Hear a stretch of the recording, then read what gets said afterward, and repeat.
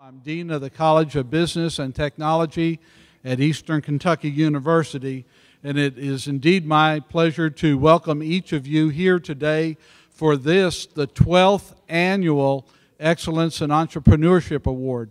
This award program is co-sponsored not only by Eastern's College of Business and Technology, but also the Center for Rural Development and Lonnie Lawson. Kentucky Highlands Investment Corporation with Jerry Rickett, Jerry, and Greg Jones, who is the Executive Director of the Southeast Kentucky Economic Development Group. And Greg, and all four of us want to welcome you to today's program. As I mentioned, we started this in 2001, and this is our 12th year of making awards for excellence in entrepreneurship. It is one of those programs that we are very proud of, and it's a great partnership between the four organizations that co-sponsor. We will be also recognizing all of our co-contributors in just a few moments. I would like to introduce to you our MC for today's ceremonies, Dr. Doug Whitlock. From his very first day in office in 2007 at Eastern, Dr. Whitlock has listened intently to the needs expressed by the community, education, and business leaders and looked ways to apply the resources of the university to help meet those needs. As a Richmond native, a two-time graduate of Eastern, and an administrator with service to our university for over 40 years, Dr. Whitlock has made it a priority to strengthen existing partnerships, form new alliances, and keep regional stewardship central to the mission of Eastern Kentucky University. This past month, President Whitlock announced his intention to retire at the end of July 2013. I know you would agree with me that he will be dearly, dearly missed as our president. But I am confident, as I know you are, that EKU will continue to be an active partner in the progress of a region we all call home.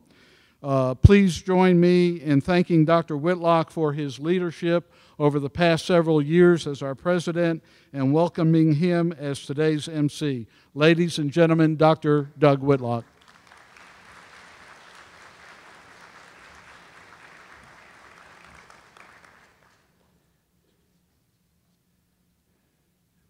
I've told a lot of people since I made my announcement about retirement that folks, there's just simply no cure for the common birthday, and they sort of add up. But thank you, Dean Rogal.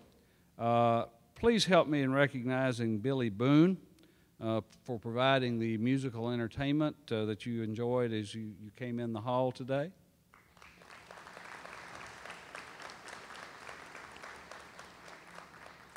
Now please stand for presentation of the colors by the Southwestern High School U.S. Army Junior ROTC cadets, and remain standing and join me in reciting the Pledge of Allegiance.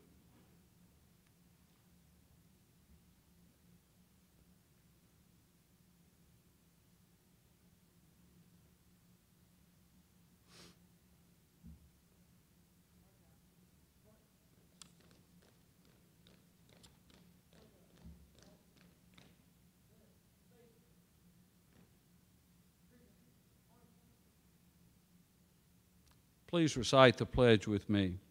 I pledge allegiance to the flag of the United States of America and to the republic for which it stands, one nation, under God, indivisible, with liberty and justice for all.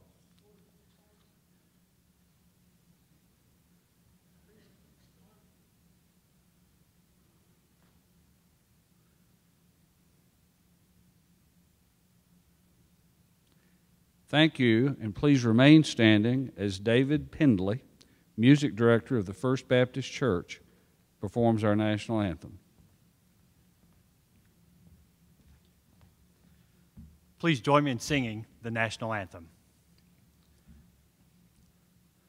Oh, say, can you see by the dawn's early light, what so proudly we hailed at the twilight's last gleaming, whose broad stripes and bright stars through the perilous fight o'er the ramparts we watched were so gallantly streaming, and the rocket's red glare, the bombs bursting in air, gave proof through the night that our flag was still there.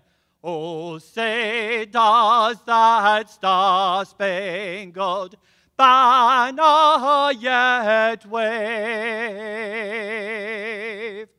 o'er the land of the free and the home of the brave?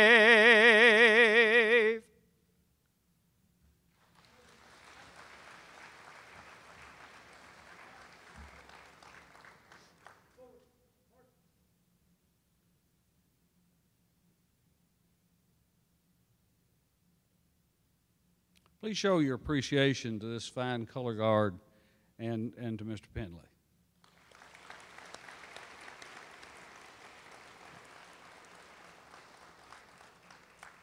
And now before lunch, we're going to call upon Mr. Jim Tackett, Executive Director of Forward in the Fifth, who will bring our invocation. Mr. Tackett. Let us pray. Gracious God, we gather in this place this morning to celebrate the talents and the gifts provided by you to each of these accomplished entrepreneurs. Much success has been garnered, and many lives have been positively impacted through the work of these business leaders. Their hours have been long. Their labors have been great. Their visions have been realized. This region and state have become a better place to work and live because of the risk and the dedication each have put forth. However, God, it is you that we all owe a great amount of gratitude and honor. Through your great sacrifice and unconditional love, we are who we are and where we are today. You have called us to be your instruments in our words and actions. We acknowledge that without you, we would be nothing. Thank you for investing everything into us, your children. As this meal is spread before us, we give thanks to those who have prepared it and to you who have provided it. May it nourish each of us to continue the work that you have laid before us. In Christ's name we pray, amen. Welcome to all of you to the 2012 Excellence in Entrepreneurship Awards Program. Since 2001, we have presented awards to individuals who exemplify the EIEA's spirit of entrepreneurship. We're honored to have in our presence some of those past award recipients, and I'd like to ask them to stand and be recognized as a group, and let us show you our appreciation. Prior award recipients.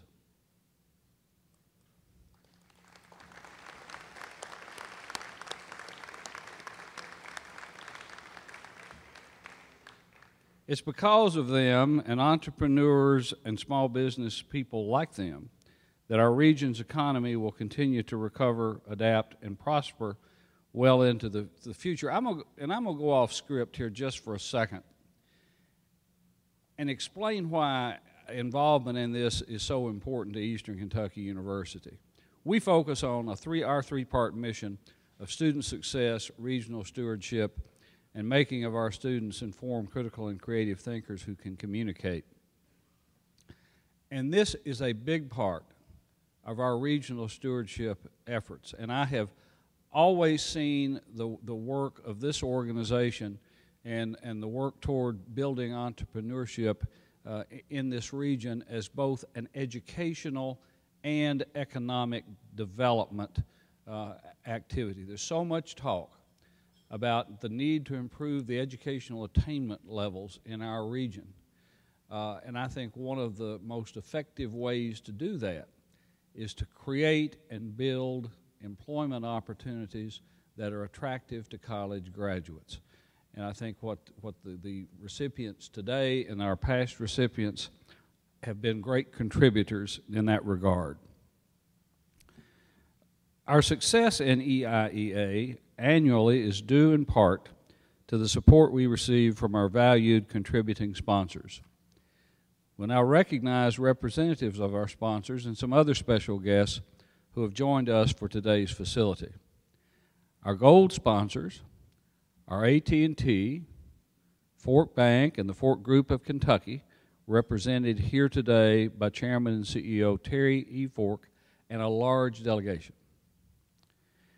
We're delighted that J.C. Agnew, our silver sponsor with Outdoor Venture Corporation, could also join us. Our bronze sponsors for today's event are the Kentucky Innovation Network, the Somerset-Pulaski County Chamber of Commerce, represented by Bobby Clue and Megan Damron, and Schaefer's Catering, who in addition to catering today's lunch, also donated the lovely centerpieces and linens gracing each table. Thank you, Karen and Todd Schaefer, for your bronze level support. Show these folks our appreciation.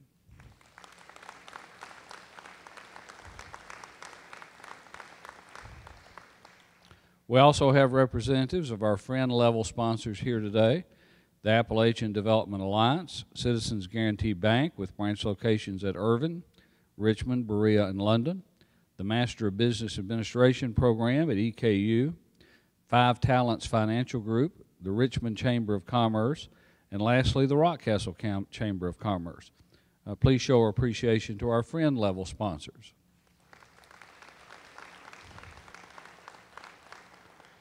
It's also fitting that we acknowledge the excellent contributions from the Small Business Administration District Office. Over the years, their many technical assistance and financing programs have helped thousands of entrepreneurs achieve their dreams. Here representing the SBA is Mr. Michael Ashcraft, Economic Development Specialist and Public Information Officer.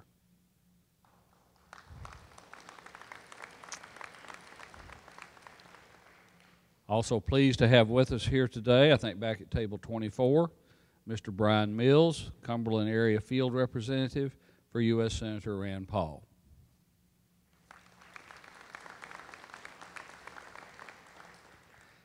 The EIEA program recognizes business owners and entrepreneurs from 55 Kentucky counties for their economic success, community contributions, and operational achievements in a business or nonprofit organization.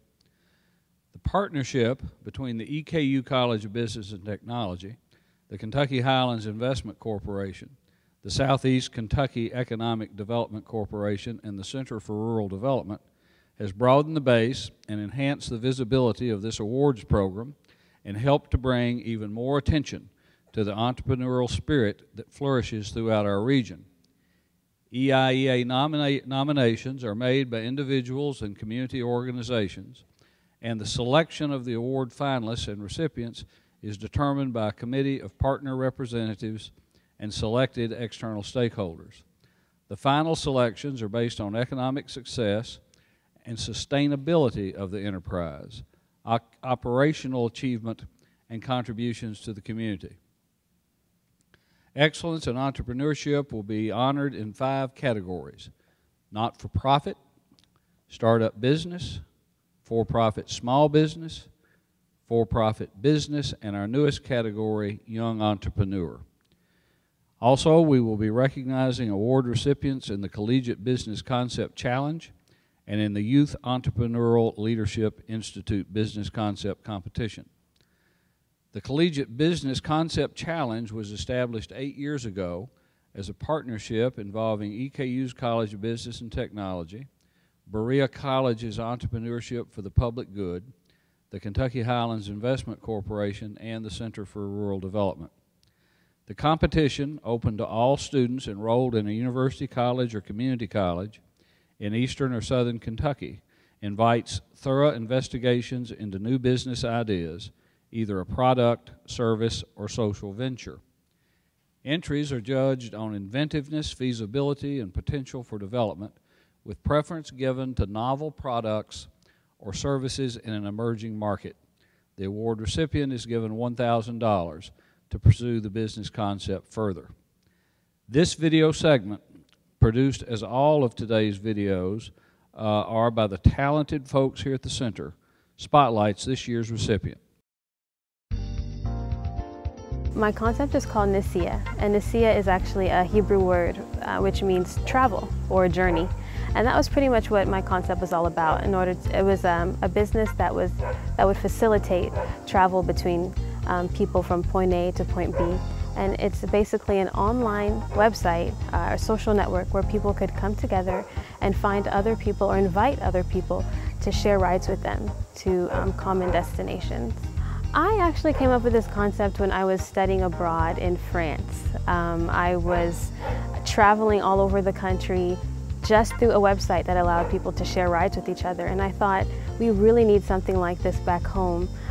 Being a college student and not having a car, it was really hard to get around in Richmond, and especially in small towns in the US, we don't really have formal transportation systems. So when I saw how organized this ride-sharing program was in France and how popular it was, I thought I would like to bring something like that back to the US. The Collegiate Concept Challenge gave me confidence, and it gave me thirst to push forward and to try harder, and to give more to my ideas, to give more time, to give more research, and to give basically just more life to anything that I have stuck in my head, to just let it out and seek help as well, because the judges did a great job at coaching me as well. They talked to me about what I could do better, what I lacked, and what I did great. So also that coaching really helped me and gave me the guidance that I needed to really make Nicaea a bigger and more real thing. I do plan to take my business concept further. I would like to pursue it as a genuine working and functioning business. And right now I'm focusing on putting together a full business plan and finding the funding that I need to get it started. I think my feelings about entrepreneurship were summed up by an economics professor who told us on, I think, our first day of Eco 230 that entrepreneurship was the backbone of the economy. And that's exactly how I feel. I feel that if there are people coming up with great ideas, investing in those ideas, and bringing solutions to the table that will really change people's lives through business, I think that's what makes a society great. And I think that's what makes people competitive and able to really make a society grow. And I love it. I love everything about entrepreneurship. We will now call to the stage the winning student, Petita Sindamala. Her advisor, EKU Assistant Professor Weiling Zhuang, was unable to join us today.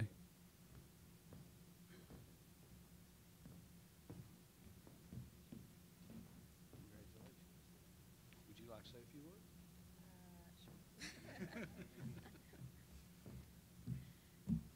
words? Good afternoon, everybody. I'm just really pleased to get this award.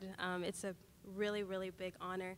And I just wanted to thank EKU for believing in me. When I first came to EKU, I didn't have a clue what I wanted to do with my life.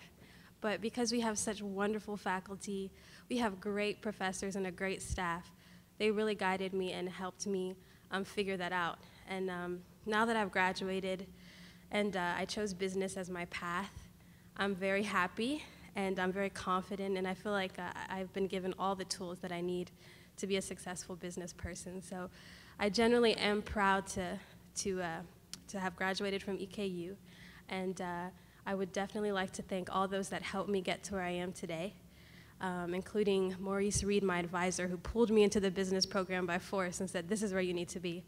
It turned out he was right. I definitely like to thank Christelle Smith and Michael Rodriguez and Dr. Naramale and so many other people. Just thank you, and I'm just very proud to win this award. Thanks.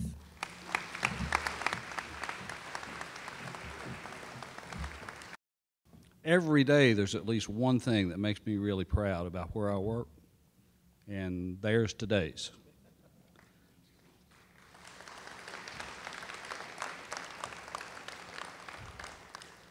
The Entrepreneurial Leadership Institute was established 7 years ago to develop future business leaders and entrepreneurs in southern and eastern Kentucky. The Institute consists of an intensive week-long program focused on developing creativity, teamwork, and business skills, and is open to high school sophomores, juniors, and seniors throughout the center's 42-county service area. This video segment will depict the winning team of 5 award recipients.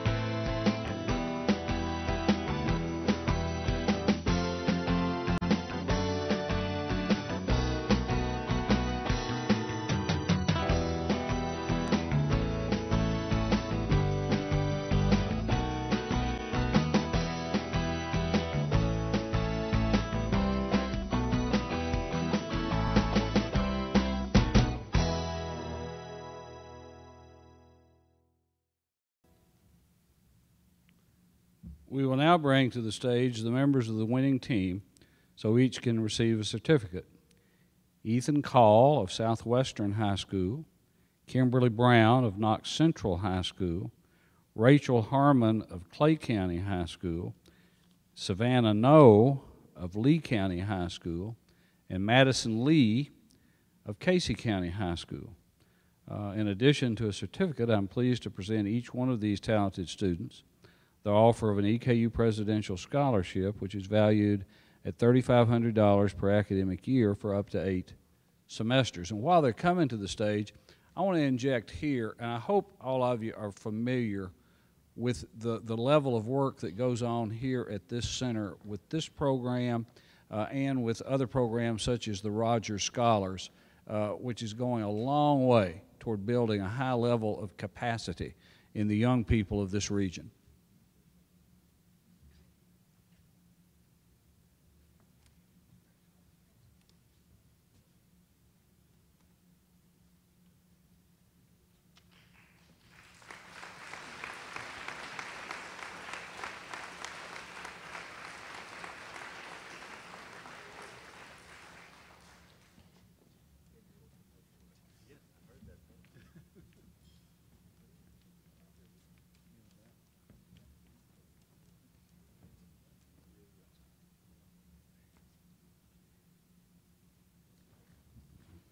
I hope it's also not lost on you that all of those team members came from different schools. which shows the kind of team building and networking emphasis that this program stresses. We need only to take a good look around this banquet hall today to get a sense of the tremendous potential for our region. With us today are some of the talented graduates from prestigious youth development programs, the Rogers Scholars, and the Entrepreneurial Leadership Institute. If you're a graduate of either of these programs, please stand and be recognized. I know we've got 5 of you because you were just up here. So everybody else that's been involved in those programs, please stand. Thank you.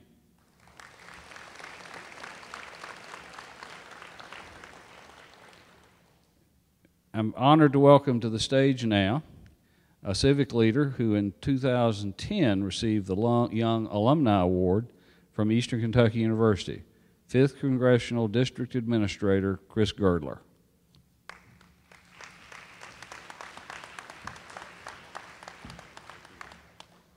Thank you, President Whitlock. It's so great to have you a part of today's event, and as an EKU alum, I have to give a quick Go Colonel shout. It's great to see so many people here today celebrating the spirit of entrepreneurship. It is that spirit that makes America the greatest country that the world has ever seen. Congressman Rogers sends his regrets that he cannot be here today. The voting schedule in D.C. was adjusted at the last minute, and unfortunately he had to take a flight back to D.C. that he did not anticipate having to do so early in the day today.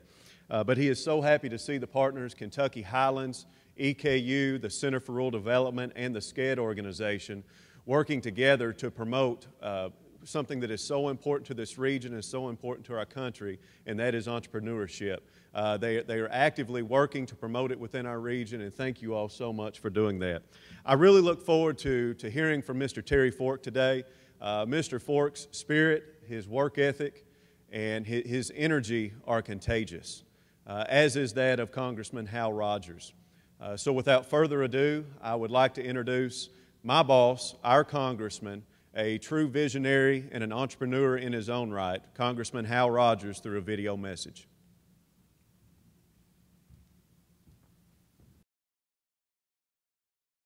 This is Congressman Hal Rogers. I wish I could be with you today, but I had to be back in Washington earlier than expected for business this week.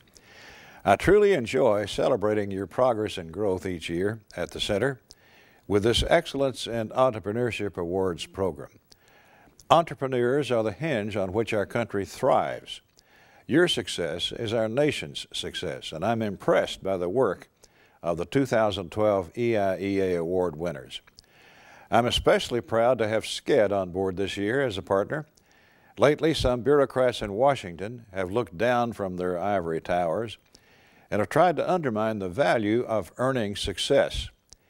We need to restore faith in our economy and give small businesses and entrepreneurs like you confidence in your goals and your plans to create jobs. President Reagan was an incredible inspiration for the private sector, and we need that same vibrant optimism once again.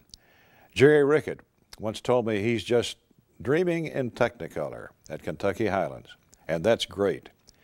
We deserve to dream big dreams in America and in our rural region. I'm so pleased that we have a new award this year for young entrepreneurs. In today's world, an entire business can be created and operated over the air, through the internet, without transportation costs and expensive infrastructure. Now is the time to support entrepreneurship in our country, and thankfully, we have one of the best networks for success right here in southern and eastern Kentucky. SCED, Kentucky Highlands, the Center for Rural Development, and other organizations are providing more resources for job creation today than ever before, from financing to training and management options. We can't forget the very origin of the word entrepreneur. It means to undertake or attempt to act. When you are an entrepreneur, you have little to no guarantee of success. But I applaud your efforts to plan your work and work your plan. Great companies have been established in Kentucky, and thousands of families have food on the table and can pay their bills because some entrepreneurs faced the fear of failure. One of the most inventive entrepreneurs at our time, Apple founder and CEO Steve Jobs, started his business in his garage. Those first Apple products certainly didn't come out quite like the iPhone or iPad. He learned how to succeed from his failures. He said, "You just can't ask customers what they want and then try to give that to them. By the time you get it built, they'll want something new." He inspired a whole new generation of creativity. Last year, he of course lost his battle with cancer. But before he passed on, Jobs said, "Being the richest man in the cemetery doesn't matter to me. Going to bed at night, saying we've done something wonderful, that's what makes matters to me." I encourage you to build something wonderful and be good stewards of your communities. Don't just find a way to make money. Find a way to improve the lives of southern and eastern Kentuckians. Together, we're building an impressive network that has transformed the region over the last 30 years. And I truly believe that you, our entrepreneurs, have the skills to lead us through the next 30. Congratulations again to all of the award winners. Keep up the great work.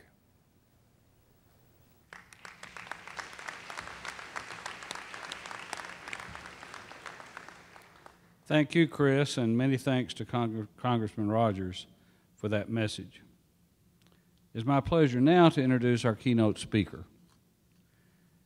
As founder, chairman, and CEO of the Fork Group of Kentucky, Terry E. Fork is one of Kentucky's leading entrepreneurs. He was born and grew up in Louisville and graduated from Shawnee High School. He earned his bachelor's degree and law degree from the University of Louisville and an MBA at the University of Miami in Florida.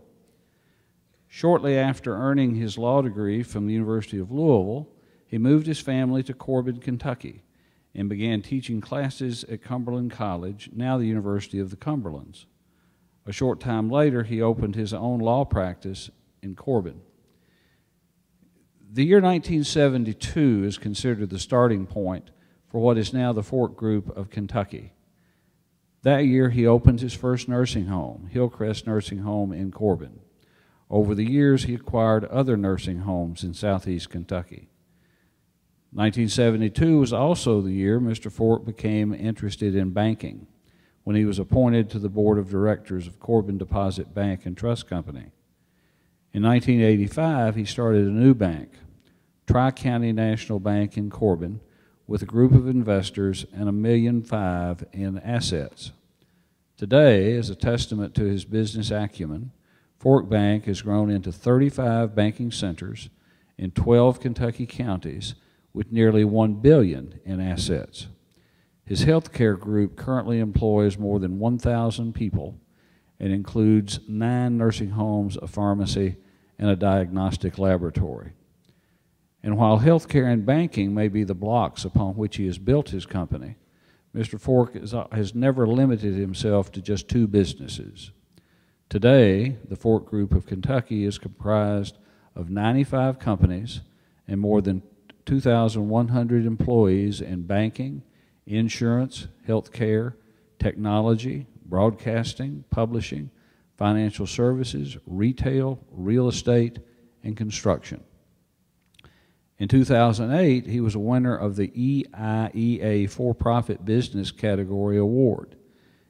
In 2012, he was inducted into the Junior Achievement Bluegrass Business Hall of Fame and was honored with the Daniel Boone Visionary Award by the Bluegrass Council of the Boy Scouts of America. He currently serves on the Kentucky State Chamber of Commerce Board of Directors and the Kentucky Economic Development Board. Please give a warm welcome for our keynote speaker, Terry Fork.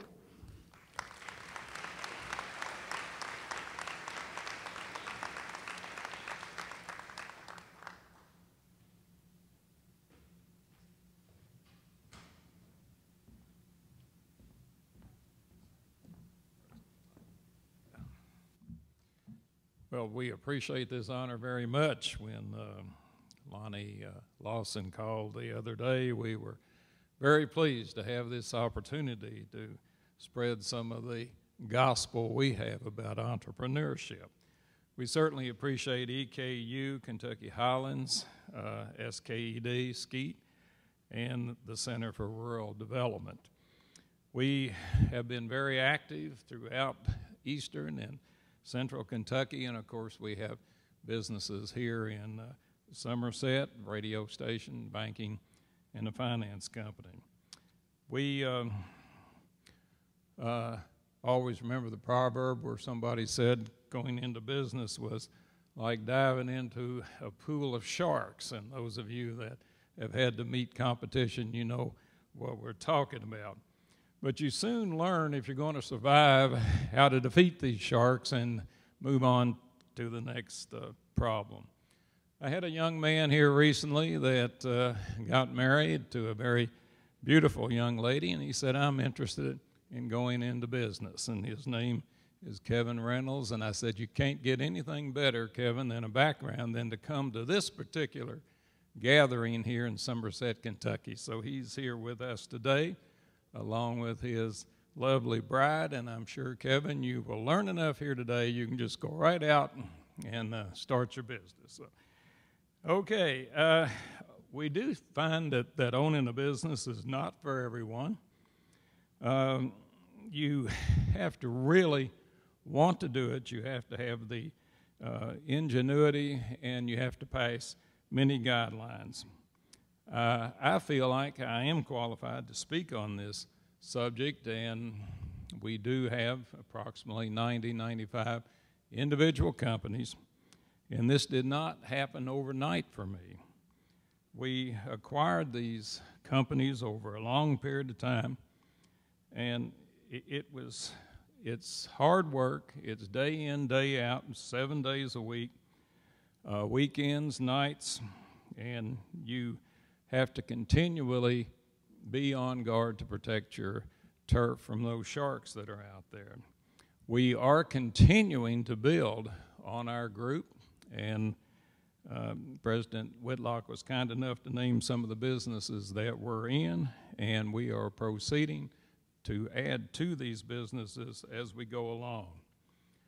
I would like to first give a little advice. The first thing I think anyone that's interested in becoming an entrepreneur is to do your homework and to make sure that you start in a job or a profession where you feel like you can reach your goals.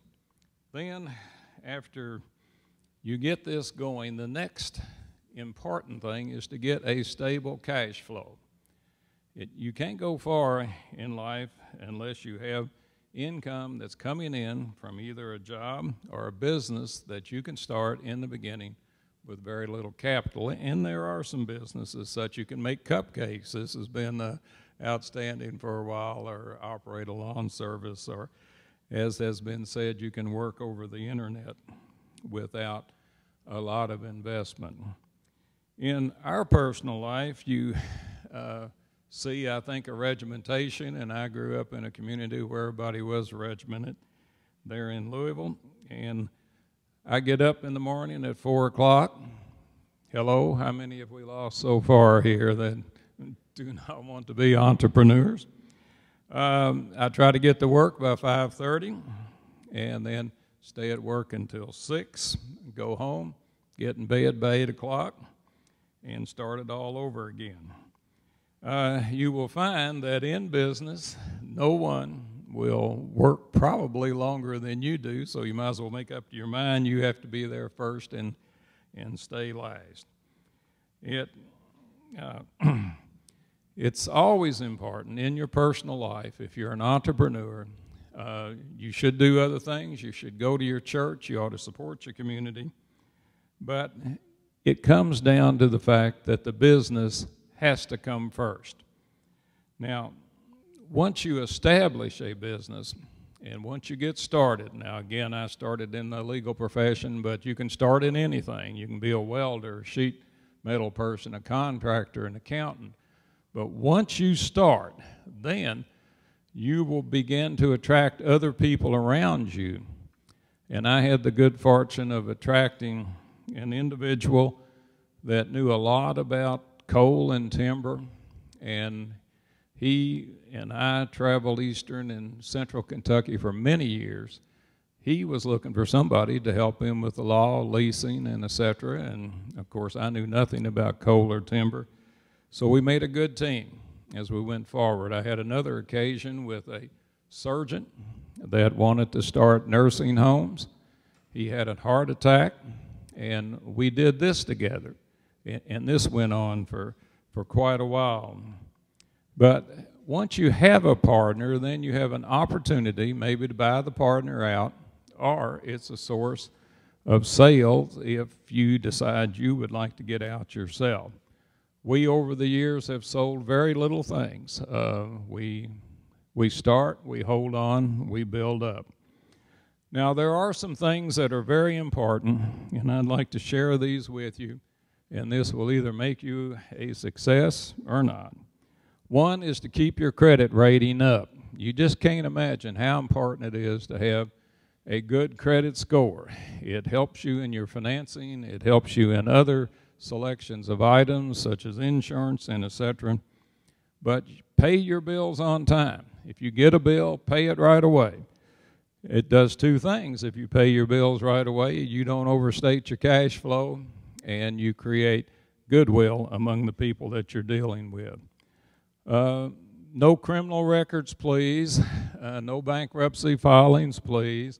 The only criminal record I would make an exception on may be speeding up and down the highway, and some of us have that problem, but it is very important to keep your record straightforward. Work nights, days, and weekends, and any successful person is going to do this, and it's very important to, again, put your work first if you're going to be a success in what you're doing. It is also today extremely important. You need to know how to use your computers and your social networks and all this kind of thing, but don't get carried away. Some knowledge is fine, but you can spend a lot of time. I see people, they're just fiddling with those computers all day long or those handhelds, but get in out of Facebook and Twitter and etc. and get on with what you're doing. A computer is a necessary item, obviously, for any business, and our marketing department has taught us this, that tech is slowly eliminating some of our businesses. For example, banking.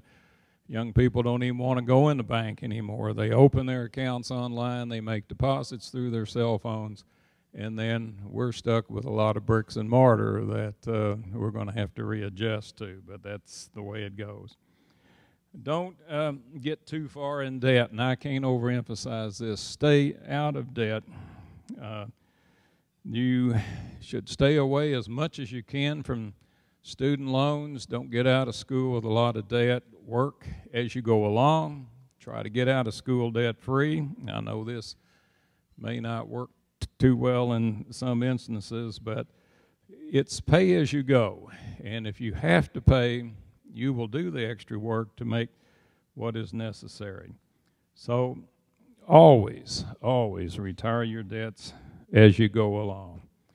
There are some other items that you may want to look at as you go along, such as the entrepreneurial program that's available through EKU. We see this. The seminars that these people put on are tremendous.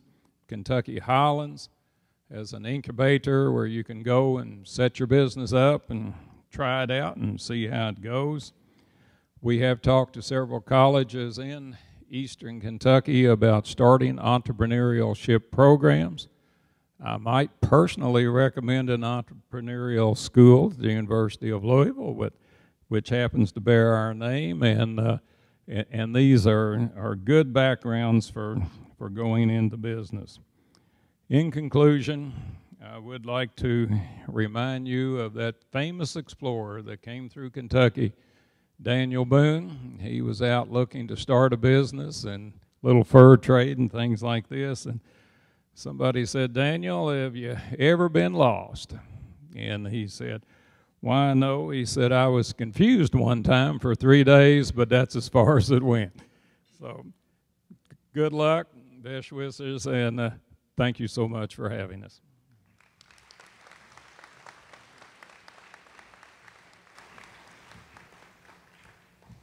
Thank you, Mr. Fork, for those remarks and for being part of our 2012 EIEA Awards Luncheon. As Mr. Fork spoke, for some reason, the most unusual piece of advice I think I ever received popped into my head. It was one of my great mentors who told me once, he says, Doug, find that thing at which you are really bad, the one thing that you do worst, and then don't do that thing. Before we proceed with our EIEA award presentations, we're going to show you a short video that we feel exemplifies the spirit of EIEA as well as anything possibly could.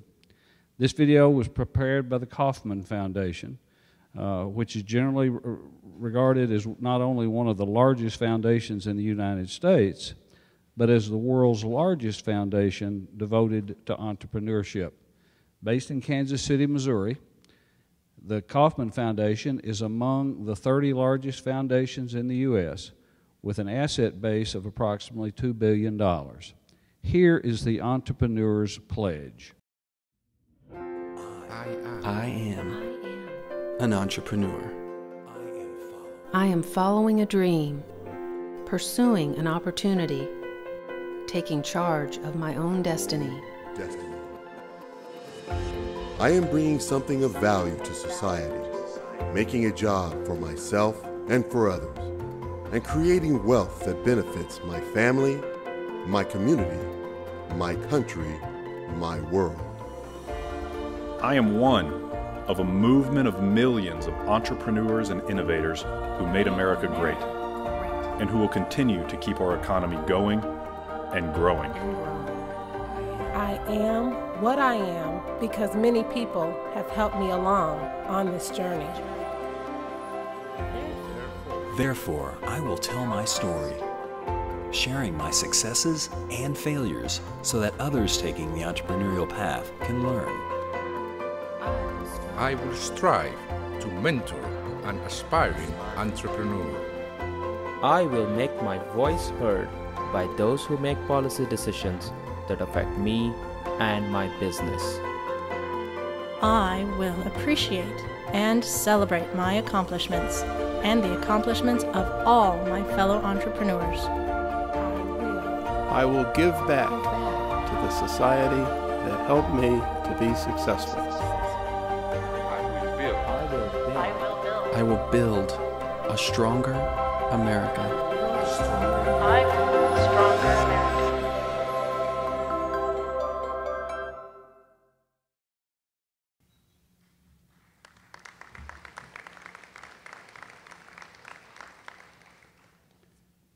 We've come to the real highlight and focus of our program, the EIEA award presentations. After I announce the names of all 3 finalists in each category, we'll have a video biography of each. Please note that the videos are being presented in no particular order. At the conclusion of the 3rd video in each category, we will announce the award recipient and invite that individual to approach the podium for a presentation. Please hold your applause until after the conclusion of the 3rd video. Just as a note, official high-resolution photographs taken by the Center's photographer will be emailed to all recipients following today's event. Group photos taken earlier will also be emailed to all EIEA finalists and past recipients who joined us today. In the not-for-profit entity category, the finalists are Bobby W. Grant, President and CVO of Twin Lakes Family Wellness Center in Albany, Kentucky; Jeff Rubin, Executive Director, and Jerry K. Palmer, Board Secretary of Body Recall Incorporated in Berea, Kentucky, and the Grace Community Health Center in Gray, Kentucky.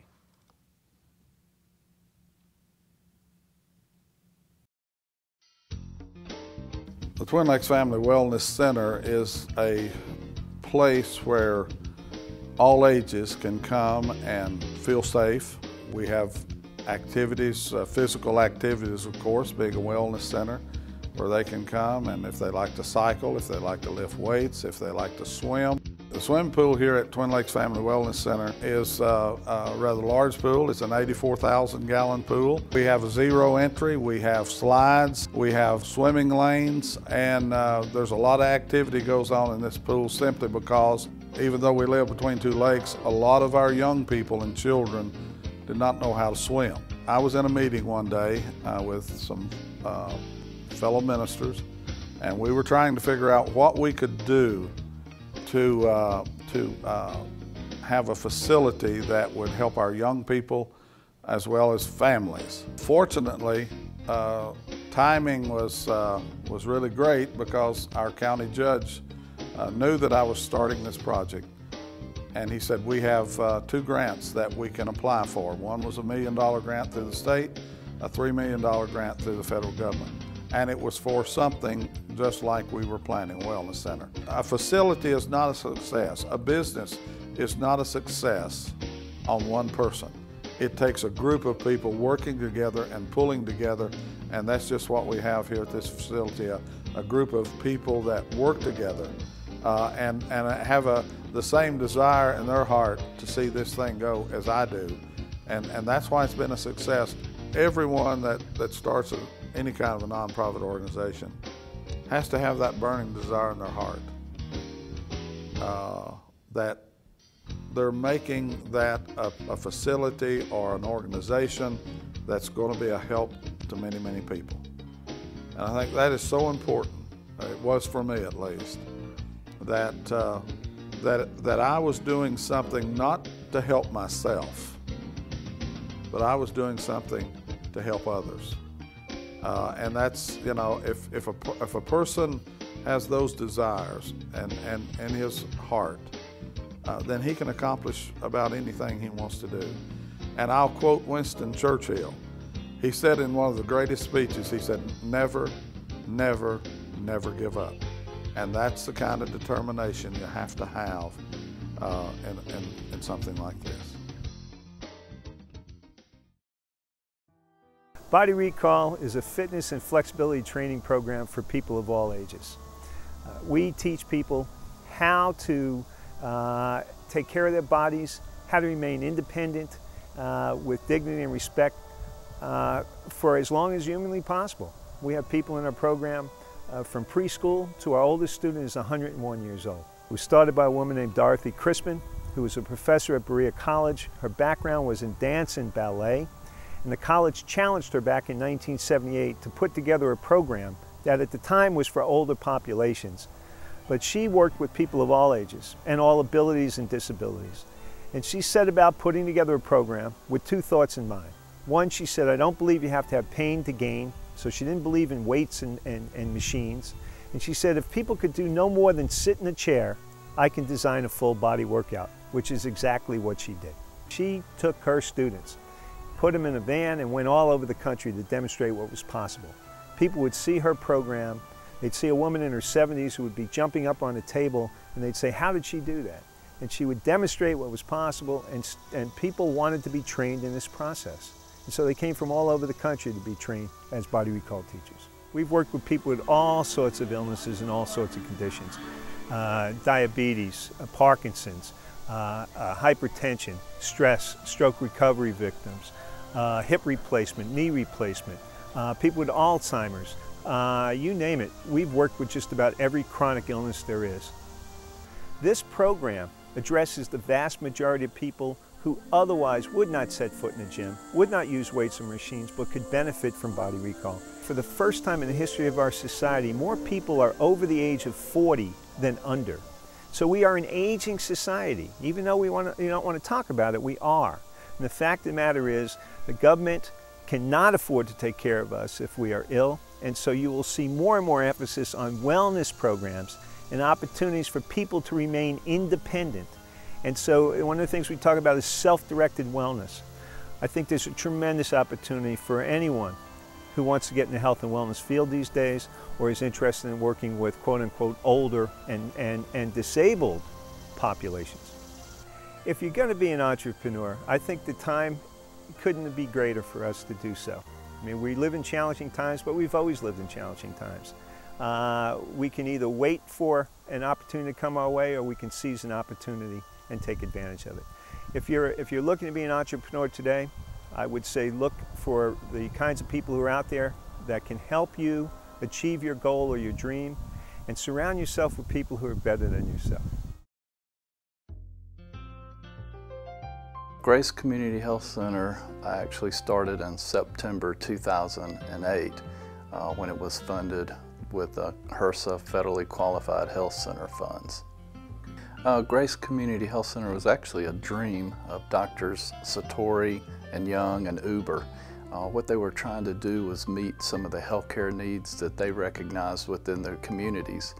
And part of that dream was to partner with a faith-based clinic operation along with a federally funds for those underserved and uninsured patients in their community. Grace Community Health Center is located in Knox, Clay, and Leslie counties, mainly because of the needs. There were needs assessments that were done, and actually when they looked at poverty, they looked at the uninsured and the underinsured. That information was actually calculated, was also put into an application for federal funding. We do have a diversified staff, and providers come as far as Wisconsin, Chicago, and Pennsylvania area, but they've been serving this area for many years. We have 4 physicians that cover Knox and Clay County, and we have 4 nurse practitioners that cover that same service area. We've been awarded a new award, and so we'll be serving Leslie County, and we'll have another physician and nurse practitioner that will serve that county. As a director of a nonprofit organization, and especially an entrepreneurial operation, my suggestion would be to really pull together a good team. We have a great team of administrators and a great team of providers. Again, it's a team approach. Also having that knowledge base and the expertise and understanding of community health center operations is really key. The mission of Grace Community Health Center is to show the love and share the truth of Jesus Christ to southeastern Kentucky with access to compassionate, high-quality primary health care for the whole person. I am so glad to be a part of such a team. It's truly a holistic approach to medicine where they're taking care of not only the healthcare needs, but also meeting spiritual needs.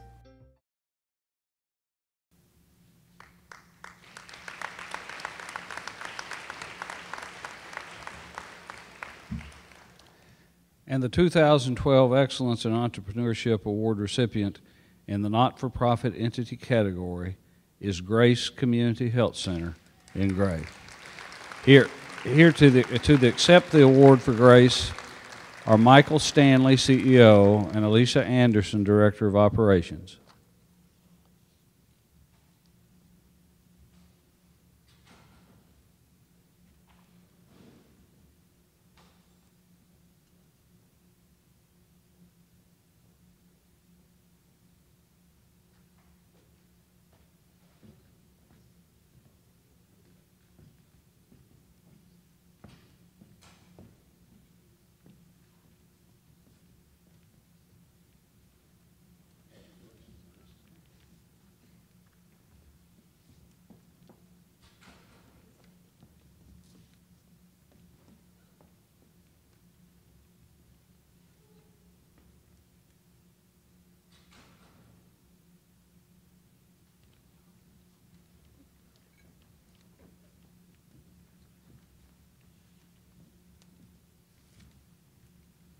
Wow. On behalf of Grace Community Health Center and the Board of Directors, I want to thank U.S. Congressman Hal Rogers, the Excellence in Entrepreneur Awards Program, and its sponsors, Eastern Kentucky University's College of Business and Technology, Kentucky Highlands Investment Corporation, the Center for Rural Development in Southeast Kentucky Economic Development Corporation. I have to tell you, I'm grateful to the Lord for being part of this amazing organization. This award is the result of a dedicated team. Next month, when we open up our Wooten Clinic in Leslie County, Grace will have about 40 committed employees. Evangelist John Wesley once said, "Give me 100 men who love God with all of their hearts and fear nothing but sin, and I will move the world." The mission of Grace Community Health Center is to show the love and to share the truth of Jesus Christ to southeastern Kentucky through access to compassionate, high-quality primary health care for the whole person. In June 2008, Grace transformed a dream into quality health care services for the people of Knox, Clay, and Leslie County. Grace recognized an opportunity for addressing the primary health care needs of southeastern Kentucky. And Grace assumed the risk of organizing a non-profit venture governed by a local volunteer community board of directors to meet those primary health care needs of southeastern Kentucky. Now, Grace has added to the quality of local life through the improved primary health care without regard for a person's ability to pay. Grace has generated sustainable income for 35 current employees and 5 new positions once the new Wooten Clinic is opened in October. The Robert Graham Center, focusing solely on the impact of family practice physicians in each of the 50 states, it found that individual family physicians had an annual economic impact of $700,000 to $1.5 million per year, depending on location. Grace employs 4 physicians and soon 5 nurse practitioners. Currently, Grace's local economic impact ranges from $4 to $9 million annually. As American spiritual author Orson Marden said, "We must give more in order to get more.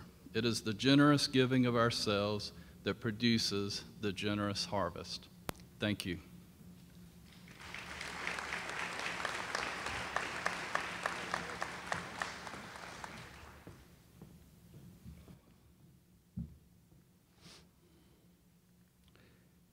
In the category of startup business, our finalists are Nick Noble and Nate Noble of Park Mammoth Resort in Park City, Kentucky, Scott Maddox and Shane Richmond of Wildcat Harley Davidson in London, Kentucky, and Troy Lay, Daniel Tolson, and Michael Carpenter, owners of Alternative Energies Kentucky LLC in Danville.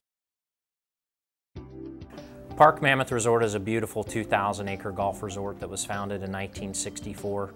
Our company, the Fortress Group, purchased it in 2009 and have operated it since 2008. And what we're doing is we're converting this golf resort not only into the traditional business that it's enjoyed over the last few years in having a 100 guest room lodge, beautiful banquet facilities and conference rooms, restaurants, and golf, but we're also incorporating shooting sports, recreational and tactical shooting sports, and our goal is to become the premier shooting sports destination in the country.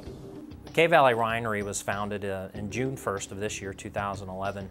It's been a great addition to the resort. It brings thousands of people in that are visiting the Cave Lakes and Corvettes region, and now they come here to golf, they come here for shooting sports and the like, but they can also enjoy live entertainment, some great Kentucky wines, and it's really added a lot to our business model. We knew we wanted to do something in the outdoors or related to the outdoors. We knew we wanted to do something that we just had a passion for. We knew we wanted to work for ourselves. So over a 2-year time frame, we took ideas, got rid of some of them, kept the ones that were good, and slowly put a business plan together.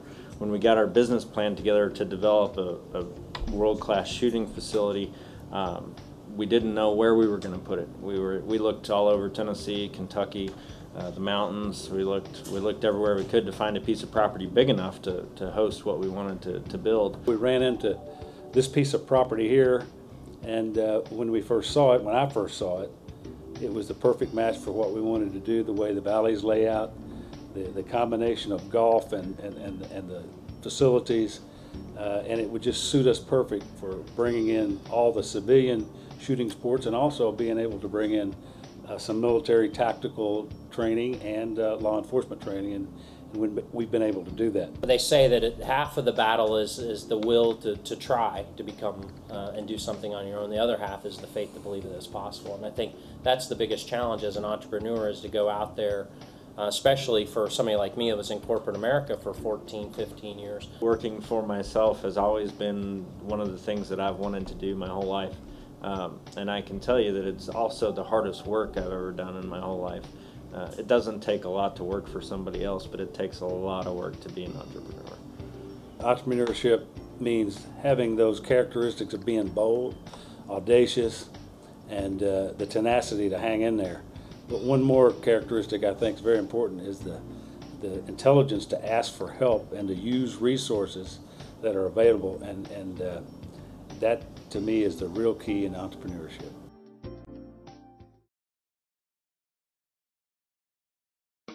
Wildcat Harley-Davidson is a lifestyle business. We really try to incorporate fun and adventure into everything. We do that through the Harley-Davidson brand. We want to get people out and having fun.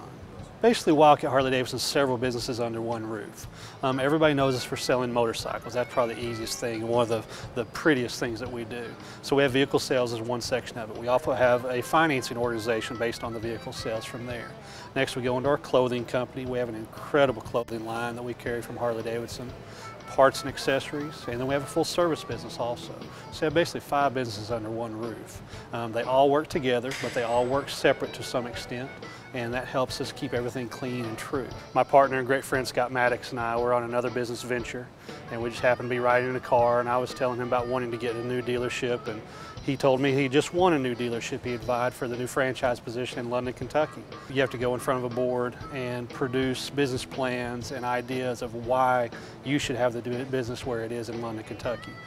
He went up against 3 or 4 other people that had great business plans also. Scott already had a very good business in Maryville, Tennessee, doing Harley-Davidson, so it was a known way of doing business that worked very well. We knew what we were getting into. We came in eyes wide open. You know, it was no hidden things to it, and that's what helped us progress further also, is we had a lot of plans and processes already in place. So that helped us get our foot in the door and open up as an operating dealership instead of somebody just trying to figure it out at first.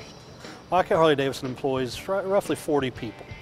We see it as a family. We truly do have family. We have family meetings 3 to 4 times a year, go over our business statistics, where things are, how people are functioning. We have different awards for people given throughout the year also, not just on sales or things of that nature, but on customer attitudes. Customer service is our true biggest focus within here at Wildcat Harley-Davidson. We have our business philosophies that we train everyone, but the employees are the key. I've told people a million times this place could be built out of gold and you'll come one time, but you come back time and time again because of the employees and the way you're treated. Being an entrepreneur really gives me a sense of pride. It really gives me a sense of feeling of family also with the employees. It's great to see how well everybody connects and how everybody goes together. And when you give an idea or when you drive someone that they're able to achieve those goals and those levels. I have some of the most incredibly trained people here, and just like everybody else does, but when they fulfill their dreams by doing the work, it helps everything out. So that pride's probably the best part of it.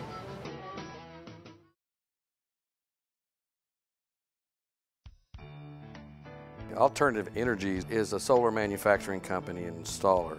The reason we call it Alternative Energy is because solar is just a beginning. Of course, right now it's our only bread and butter, but we plan on going to other fields of green energy with gray water, wind, anything that we can get into to green up the earth. You know, our marketing plan and business plan, as you want to call it, was formed from what we found of the knowledge of, like I said, 8 to 12 months behind in shipping and panels.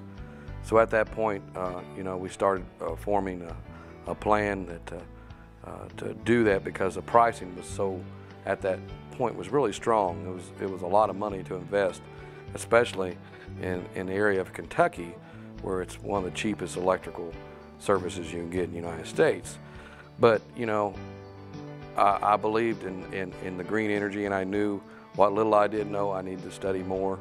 So it was a long process of going to classes in Oregon and doing some classes and getting my certifications that I needed to understand why what we needed to do at that point.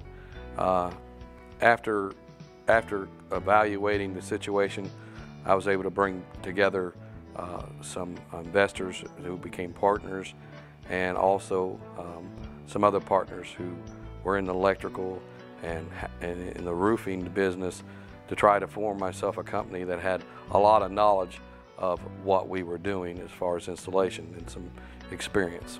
I got Danny Tolson, who's one of my partners, and he is a green home builder. We got him certified. He's been building homes for all his life.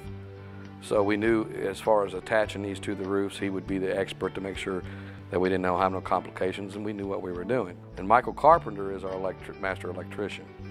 I met him on several jobs where we did security. Loved his personality and his type of person he was, and he does excellent work. 95% of the people in this world have to see it to believe it. You have to be that 5% to believe it before you see it.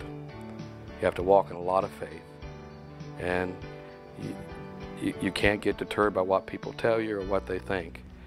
If you've got a goal, keep it in mind, walk light on your feet, and expect the best.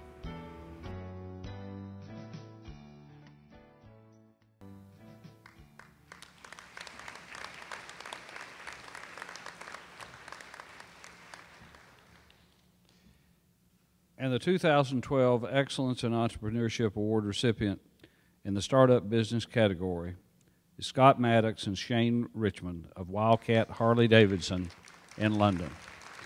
Accepting the award for Wildcat Harley-Davidson is Shane Richmond.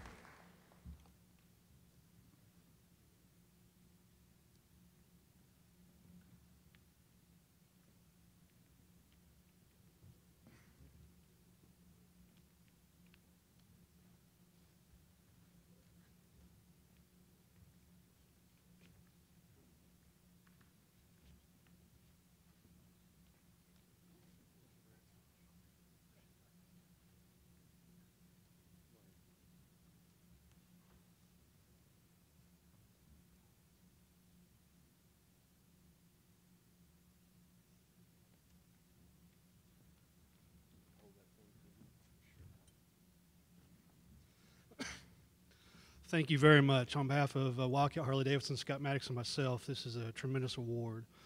It's great to be recognized among your peers and to see the places and things that everyone is doing. It is amazing the businesses that have come up and the things that have happened in this area of the world. And it's been great to have this happen in the last 3 years for us. I thank my wife tremendously for putting up with all the late nights and the 7-day-a-week work, and I understand exactly where Mr. Fork was coming from on the long term. It truly is. I want to say thank you again to everyone. Thank you to my employees and our customer base. This is one of the greatest areas in the world we could have ever come into. It's been phenomenal, so thank you.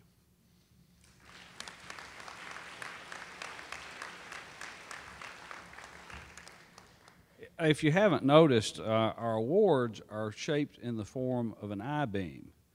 And there's some symbolism there, because just as an I-beam is the backbone of virtually every structure, entrepreneurs and their businesses are the backbone of our economy.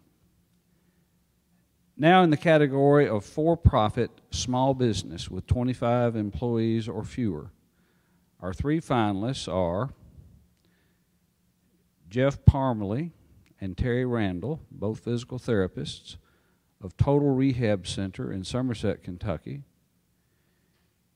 Shane Baker, CEO and co-owner, and Dr. Patrick Heist, CEO and co-owner of Fern Solutions Incorporated of Danville, Kentucky; and Sarah Culbreth and Jeff Engie, owners and potters of Tater Knob Pottery in Berea, Kentucky. Total Rehab Center had its origins in 2002. We were able to buy out an existing practice where we both worked, and we were able to take over that practice. So we had an existing patient base and an existing staff from which to start with. And so from there we wanted to try to build a clinic that, and a practice that would reflect our style of practice and the type of care that we wanted to provide. The first thought was the excitement and the anxiety about going from being a clinician to a business owner. When you go through this process, someone doesn't just drop a book on the doorstep of how to be a business owner. So there was a lot of self-education, a lot of experiences that we went through. Sometimes it seemed like we learned the best by making mistakes. Our current staffing for both clinics, we have 4 physical therapists here in this office, and we're getting ready to bring on a 5th PT here soon. At the Wayne County office, we also have a PT as well that works down there. We also have PT assistants, which are also licensed by the state of Kentucky. We have a PTA program here at the Somerset Community College. So we also employ 3 of those PTAs here in this facility, as well as 3 down at the Wayne County office. Well, my advice to other entrepreneurs would be that you obviously have to do your research and your planning and that type of thing. But I think you also have to be passionate about what you want to do. You have to love what you want to do. You're going to live it and breathe it. So if you don't love it, it's not going to happen. The other thing is not to be afraid of making mistakes. If you're afraid of failure, then you'll probably never succeed. I think surrounding yourself with quality people. If you have a business, if you want to see growth, I think having the quality people in the key positions really helps you sleep at night. And as Terry said, really loving what you do, having a passion for what you do, I think your chances for success are much, much better. We went to school to be clinicians. That's what we do best. And we have consultants in their specialty areas that do a fantastic job of what they do. And so I say surround yourself with good people.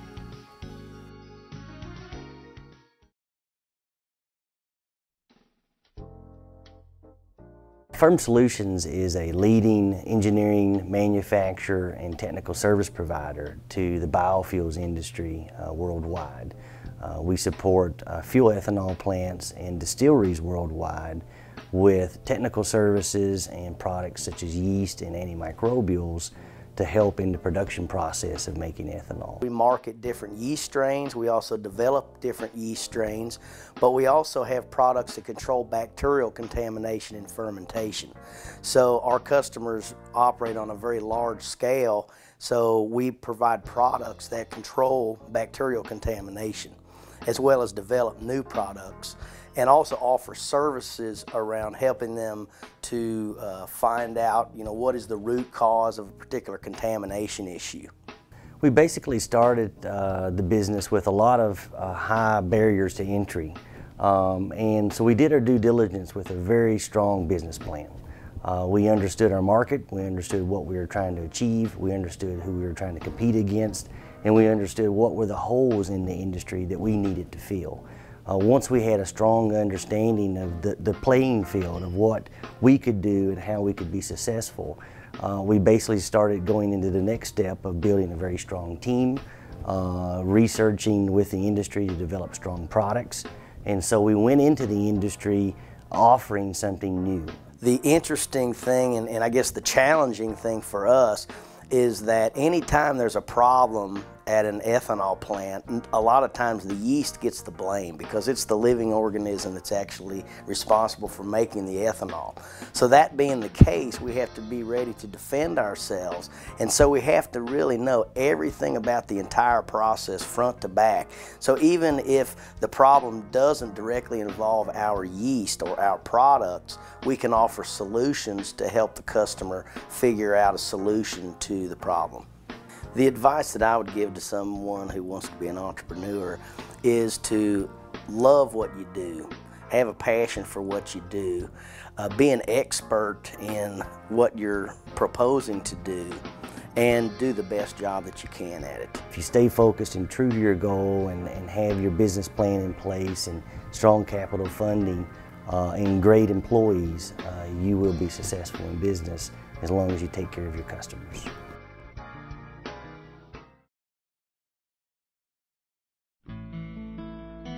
Tater Knob Pottery is an open educational pottery studio where we offer people the opportunity to watch a potter at work and learn about the process that goes on to make a piece of real earth turn into a beautiful thing they can use on a daily basis.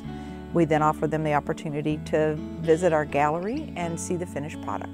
The business, which is 33 years old, got started while we were in Berea at a studio space, which was a cooperative space for multiple artists that incubated other businesses besides a pottery business.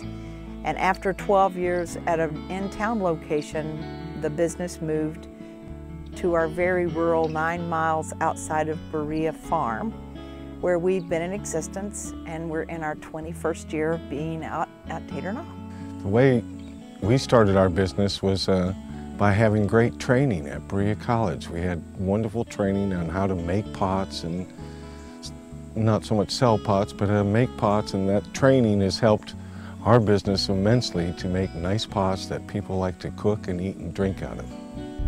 The patrons that currently find us 9 miles out in the middle of nowhere and take the time and energy to drive out to visit with us are clients that we nurtured and cultivated during the beginning years of being an open educational studio in Berea. Being in business as clay is not really lucrative, it's not really successful, and we've somehow managed to do this, but it's not as easy as everybody thinks. We make it look really easy because we've been making pots for a long time. And we make it look easy. We both love to throw pots. So in that love, you put up with all that other stuff, and to get to the point that you can do what you love, which is the actual making of the vessel with your hands. It's wonderful to throw pots. To be an entrepreneur and be the manager, the business manager, the money person, the bottom line person, as well as throwing, is a balance of all the different things it takes to make life work and pay the bills. And I get up every day with joy. And I think that if anybody wants to be an entrepreneur, they should be joyful about what they decide to be an entrepreneur with. Because unless you find joy in the work you do, then it can become miserable. And I still find great joy after 40 years of being a potter, 33 of which I've been in business. The 2012 Excellence in Entrepreneurship Award recipient in the for-profit small business category is Jeff Parmalee, PT, and Terry Randall, PT, of the Total Rehab Center in Somerset, Kentucky.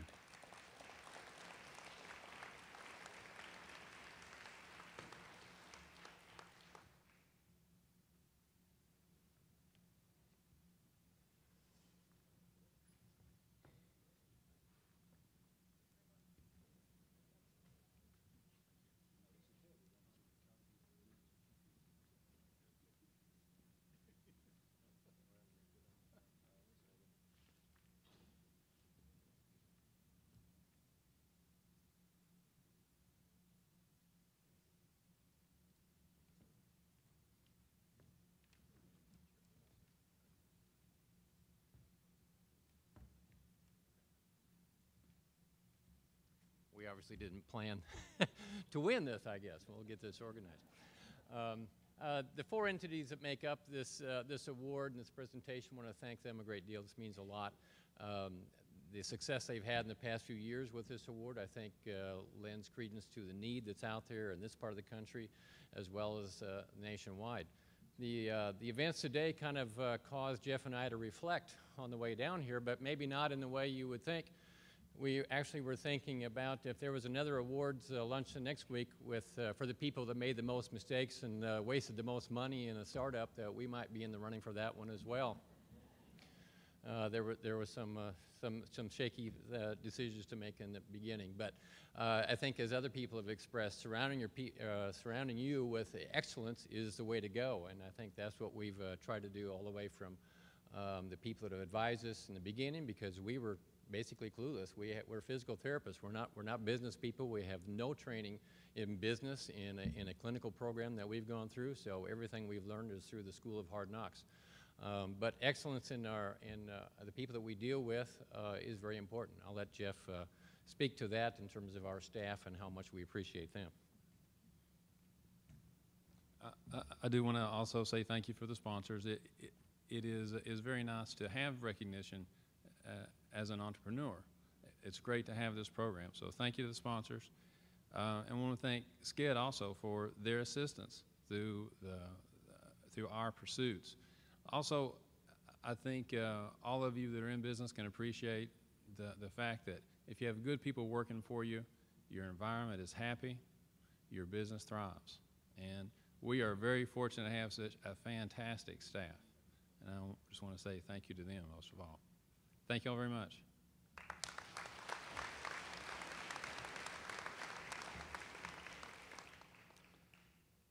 Announcement for the other finalists in each of these categories. We do have certificates for you, noting your status as a finalist, and those certificates will be here at the stage following the program. In the category of for-profit business with more than 25 employees, our three finalists are Bob and Tom Hutchison, McDonald's of East Kentucky in Paintsville, Kentucky; Anthony and Julie Roberts, owners of Serve Pro of Pulaski and Laurel counties in London, Kentucky; and Masato Sugimura, Lincoln Manufacturing USA, LLC in Stanford, Kentucky.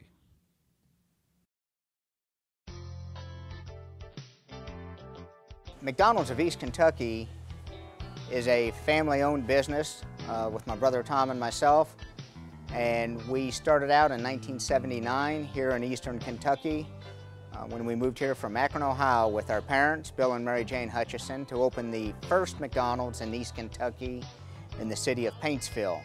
We have had the opportunity since 1979 to grow to 14 restaurants. We have in the excess of 800 employees. That's including our 14 restaurants, along with our office staff. We have a supervision staff where we have the stores broken down, and each supervisor will have so many restaurants that he or she is in charge of. Then within the restaurant, we have approximately 12 to 15 managers per restaurant, and then close to 80 employees per restaurant. The benefits of working with a company such as McDonald's as a licensee or a franchisee are humongous. I would not want to be with any other company besides McDonald's. They are a great support system for us. They're a great team player for us. Any issues we might have, they're always there to help us out with it. One of the great opportunities in being an entrepreneur is giving back to the employees, or helping the employees that are helping you be out there in the front of the lines. It's about helping those others get where they want to go as well. It's not a self-driven thing about us, but about our company and the people that make our company up. And then with that, side by side is supporting our communities. It's about the opportunity to give back to our communities, to give back to the team members that helped us get where we're at, because we're all on the front lines together, side by side. And the main word, once again, is having that passion and drive. I think the thing that draws us the most to want to be an entrepreneur from the time that we were very young is the idea that in the United States of America, you can be whichever you want to be as long as you are focused, and as Tom mentioned earlier, have that passion. And then the idea of being able to be rewarded for your efforts, and then to be able to help others, I think is a big thing that drives myself to want to be an entrepreneur. And it's not always about the profit, it's about the passion and what you can pass on to the next individual to make their life more rewarding.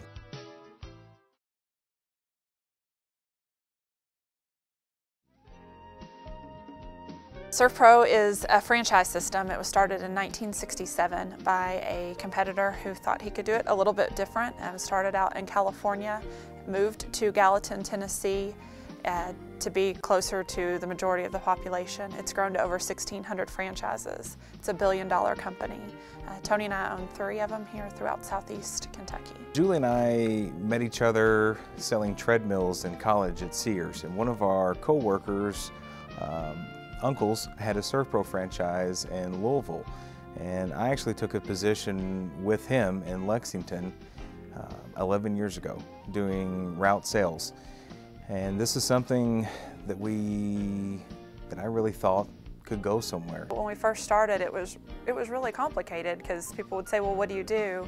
Well, I own ServPro, we do fire and water cleanup, and they just kind of glassed over unless they had had that happen to them before. So it was an education process. We worked closely with the insurance people and property managers in our area to show them how we could be beneficial and how we could help their customers and make them better agents and adjusters or property managers. We have some of the most passionate people that I've ever met in my life. We have people that want to go and do this work. We have people that are excited about sewage in people's basements, and that's hard to say. We have people that want to go out and meet these folks that everything that they own is covered in soot. And Julie's right, there's a psychological effect of that. There's a lot of empathy that we have to teach. And not everybody that we've had has been a good fit, but you can find those people and you can identify that very quickly, that they have that passionate trait, that this is a career, this is for lack of a better term, they can be heroes to people. And that's what we have. We have a staff full of heroes. Being an entrepreneur means not just that we're in charge of our own fate, but we're able to help change other people's lives too, and not just our customers. And we have some employees that have been able to buy houses for the first time and are setting up retirement plans. And you know, they just didn't believe in themselves like that. And to be a part of that makes all the difference in the world to me, and know that I had a hand in that. Your employees, your clients, everyone emulates what you do. And if you can't show the passion and the fire, then you're not going to be successful. If this is not truly what you want to do every single day, including Saturdays and Sundays, and especially in our business at 4 o'clock in the morning when somebody calls, then this is the wrong business for you, and you should probably go work for somebody.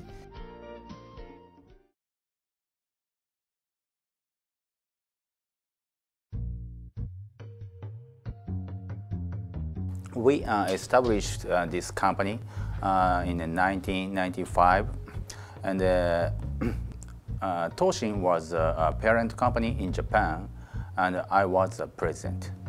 And Toshin investigated $1 million in capital to start the business. As a president, it was my job to make this company profitable.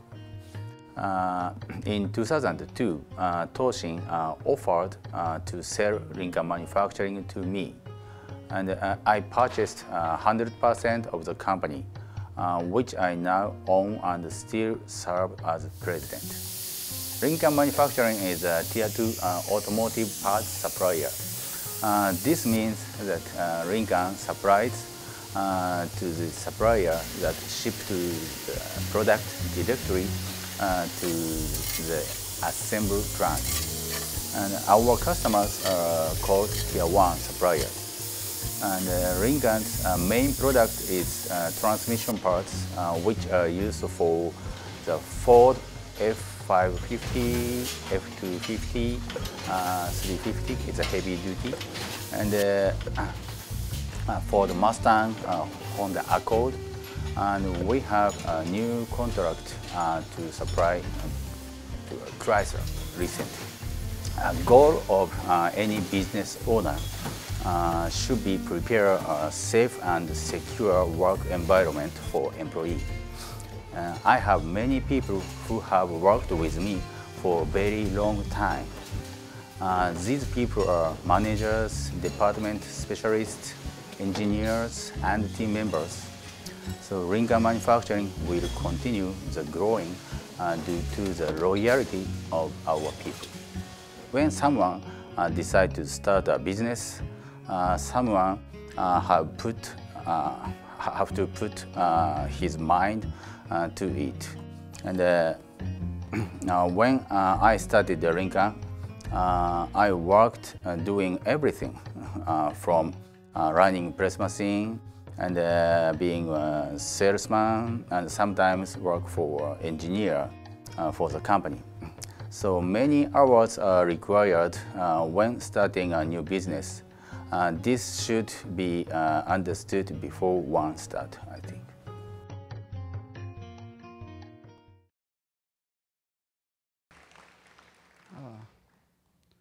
おめでとう、杉村さん. This year's winner in the for-profit business category is Masato Sugimura. Lincoln Manufacturing USA, LLC in Stanford.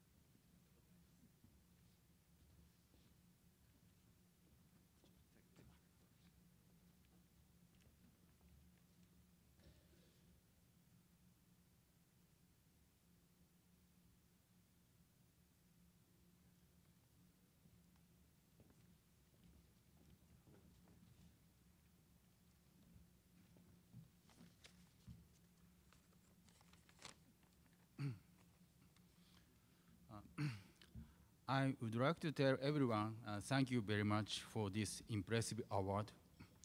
I'm very grateful. Lincoln Manufacturing would like to say thank you to all of you who are here today. And, and thank you to everyone who have been helpful and supportive to us as a company. Lincoln Manufacturing works very hard to be a great place to work and good to our community. We are fortunate to have many people who help us reach our goals so we can continue to grow. In our beginning, we were very small with only 12 employees and just over 14,000 square feet. Now, our plant is almost 70,000 square feet, and we have almost 130 employees, including temporary staff. Personally, I would like to, personally, I would like to thank all my employees at Lincoln Manufacturing who work very hard every day.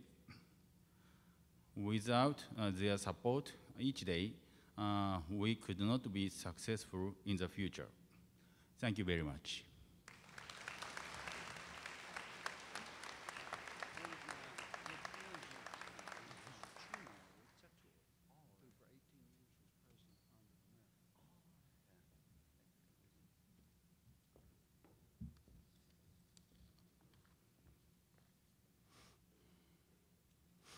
And now for our newest category, Young Entrepreneur. This category was created to recognize entrepreneurs who are 25 and younger. They may be supporting themselves while in college, they may be making their own way instead of college, and they may even be building successful enterprises while still in high school. What we can say about this group and what we are recognizing today is that these young people are picking up the promise of free enterprise and carrying it for another generation. Our three finalists for Young Entrepreneur are Jared Sizemore, owner of Juggling Jared in Pineville, Kentucky, Todd Huff, owner of Low Gap Outfitters, LLC in Hindman, Kentucky, and Hong R. Zhang Durandal, owner, and Peter H. Hackbert, mentor of Energy Hunters, LLC in Berea, Kentucky.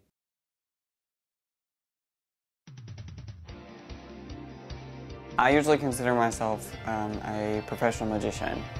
I do magic tricks and I juggle and I make balloon animals. I do these for company events and festivals and usually birthday parties. I got my start probably, I would say, 2 years ago. I just started doing magic just as a hobby. And then one day I went to my school book fair and they had this book called the Klutz Book of Juggling, which had 2 or 3 juggling balls and a set of instructions to teach someone how to juggle. I read that book, followed the instructions, and taught myself. Everything I do is actually self-taught. I decided to change it from a hobby more to a business because I was asked from a family friend to perform at her daughter's birthday party. only for $30 for 2 hours is what it started out. And I realized, well, if I'm going to make money doing something I love, why not expand on that and try my best to start booking gigs. And now I'm doing bigger events and such. I took my money to grow the business from previous parties and events and invested it back into getting newer tricks and newer juggling materials and staying stocked up on balloon animals. And by that, I expanded my business, and it allowed me to have the ability to do bigger shows and more and fancier things. And I just try to stay in contact with owners of festivals, and again, the word of mouth was really my biggest asset that I could really use, because I know that if I performed well at a previous show or venue, that they would tell somebody else and word would travel, and then that's how my business grew. I've learned that it does take a lot of time, and patience is is the two things that I've really learned about owning a business, because you really have to invest a lot of time in making sure that your business is the best that it can be. And for me, more time is probably spent on practicing to be a good performer. So I've really learned how to be more patient in things by having a business, I guess. I would say to someone who's starting out a business, especially someone my age, just make sure you love it first. You can't just come up with a scheme that you hope is going to work. You really do have to have faith in it and really love your business and want to devote the time and effort into it.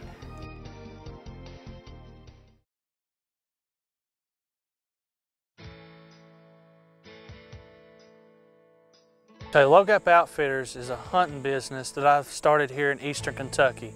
Now it's a guide service, so I'm taking people out that have selected to be involved in the outdoors, whether they want to hunt deer, turkey, elk, want to do some predator hunting or whatever that they're looking at, or if they just want to drive around and see some wildlife and see some of the scenery. I started the business to be able to help these people and be able to provide for them.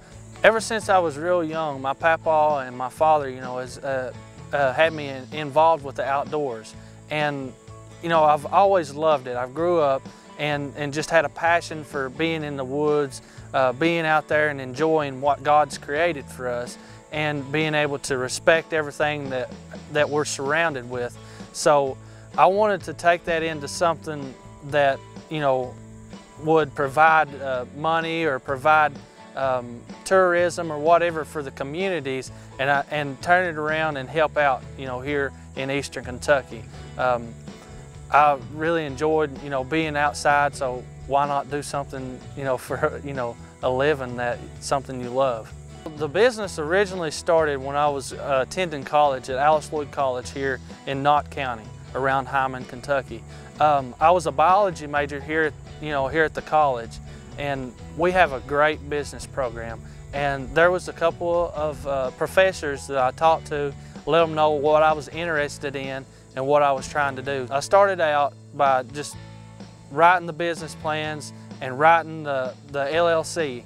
And once it started there, I really started developing everything myself. I started thinking about advertising, thinking about being out here, taking pictures, and providing more opportunities for people to be able to see what we have here in Eastern Kentucky.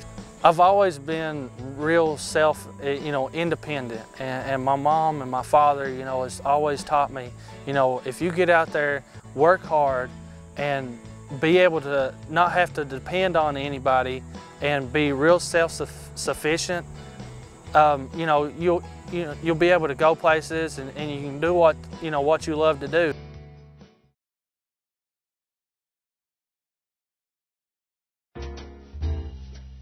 My name is Hong Zhang Durandal, and I have started Energy Hunters LLC. It's a small energy auditing business. It's an enterprise that helps people save energy, creates jobs in Appalachia, and we make homes more comfortable for homeowners. And I have developed 3 product categories: services in the new construction industry, in the existing homes, and commercial buildings. How I got started in Energy Hunters was through an internship about 3.5 years ago through the Mountain Association for Community Economic Development located in Berea, Kentucky. I had the opportunity to work with a CEM, a Certified Energy Manager, and a Mechanical Engineer, and a MBA. So I had the opportunity to work with both in E3. It was Energy Efficiency Enterprises, and we were helping out all kinds of businesses, all kinds of different entities around Kentucky, Christian Appalachian Project, Brentford Valley, so a lot of different major facilities that were seeking for energy efficiency. This business was not very easy to get started. It took a lot of guts and sweat and tears to really lift the business up and running, because I still have my first investment in Energy Hunters, a $40 check that I put for my own money. That was my first investment in Energy Hunters. I love the fact that it's very flexible, and you're creating something, and you're creating the industry. You know, the energy efficient industry is being created right now. It's an industry that it's not very well established as of now, but it's an industry where there's a lot of opportunities for growth and a lot of change, and a lot across the country. There's a lot of new things coming up with new technologies for homes, smart homes. So there's a lot of great challenges and opportunities at the same time. Even if you fail or you succeed, it's about the road. It's about the experience. It's not about you might be able to hit a jackpot and make a really big sale of something, of whatever your business is.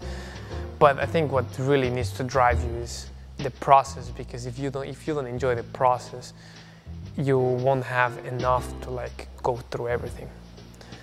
That's a piece of advice. And the 2012 Excellence in Entrepreneurship Award recipient in the Young Entrepreneur category is Hong R. Zhang Durandal, owner, and Peter H. Hackbart, mentor of Energy Hunters, LLC in Berea.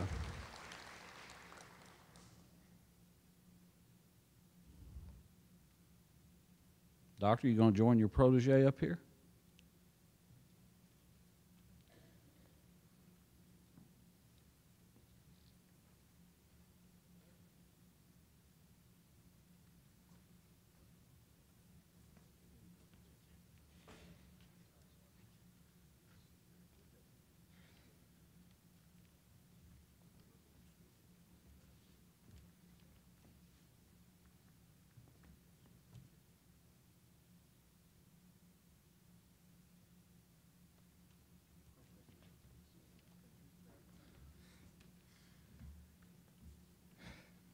All right, thank you so much for the opportunity of being here.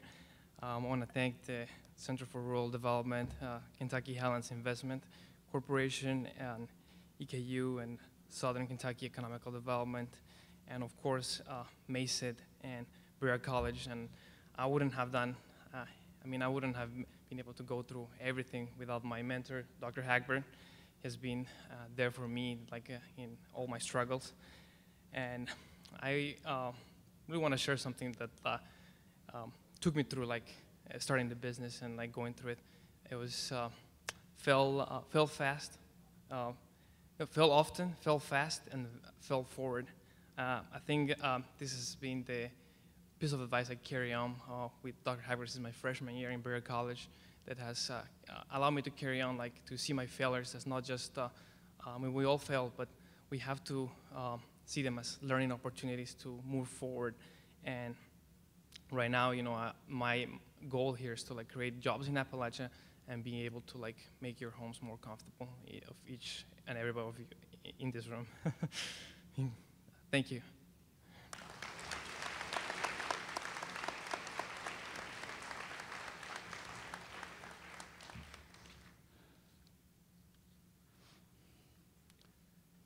And now the words you've been waiting for. As we conclude our program for today, I again want to thank the organizations that have joined our College of Business and Technology as sponsoring partners, the Kentucky Highlands Investment Corporation, Southeast Kentucky Economic Development Corporation, and the Center for Rural Development.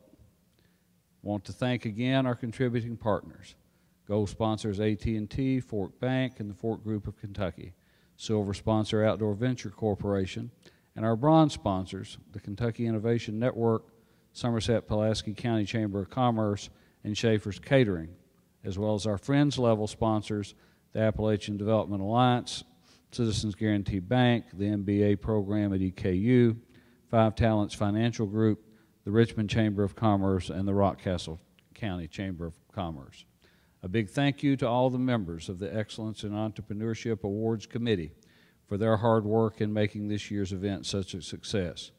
Thank you to Lonnie Lawson and your great staff here at the Center for your outstanding hospitality for today and the great job that was done on the production of the videos. A big thank you to all those who nominated individuals for these awards. We couldn't recognize these deserving businessmen and businesswomen without your help. Again, thank you to our pianist Billy Boone, as well as our vocalist David Penley. Last but certainly not least, congratulations once more to all of our award finalists and recipients. Show appreciation to all of these folks.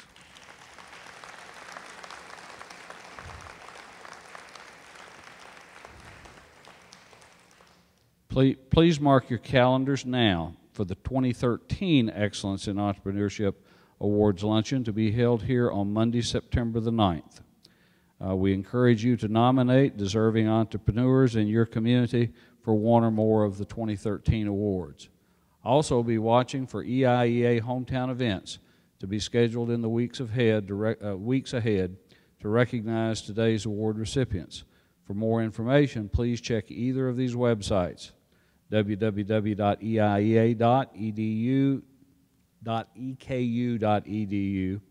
or www.centertech.com.